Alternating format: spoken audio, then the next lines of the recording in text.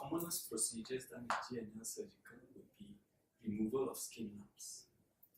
What are skin lumps? In general, there can be many causes of skin lumps because the skin and the layers below the skin are composed of many different types of tissue. For example, they can be composed of fibrous tissue, they can be composed of fatty tissue, and they can be composed of glands, which include sweat glands, oil glands, or even glands from the hair. The two commonest lumps in the skin would be a lipoma and a sebaceous cyst.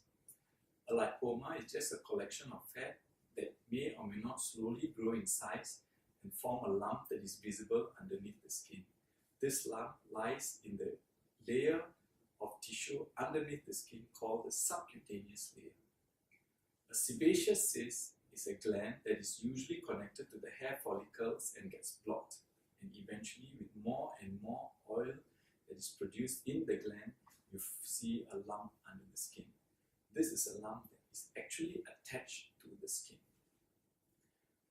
The worst case scenario for skin lumps would be a tumor, which is very rare. However, we would not know what exactly is a skin lump until the lump is removed and sent to the pathologist for further investigation and identification. When would you want to remove a skin lump? The commonest cause for removal of skin lump would be cosmesis because it is big and because it is showing beneath the skin and causing irritation. So cosmesis is the first cause. Other causes of removal of skin lump could be recurrent infections, more commonly for sebaceous cyst. Thirdly, for symptoms. Symptoms will include discomfort or even numbness around the lump. How are the lumps removed? They are usually removed surgically with a small cut on the skin and the lump is removed whole. The lump has to be removed whole to prevent it from recurring or coming back. Most of the time, the surgery is done with local anesthesia if the lumps are small. Local anesthesia is an injection of medication around the site of the lump that numbs the whole area.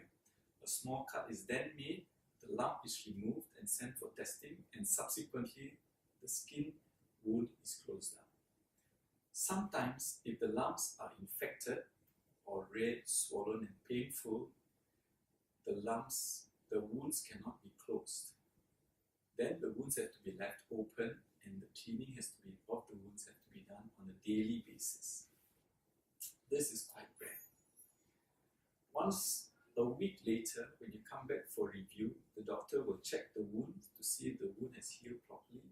And secondly, the doctor will also give you a result from the pathologist that states that the lump is either a lipoma or a sebaceous cyst, or if it's any other cause for the lump.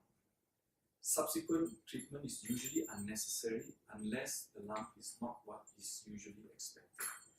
More than 90% of the time, the lump is either a sebaceous cyst or a lipoma and no further treatment is required.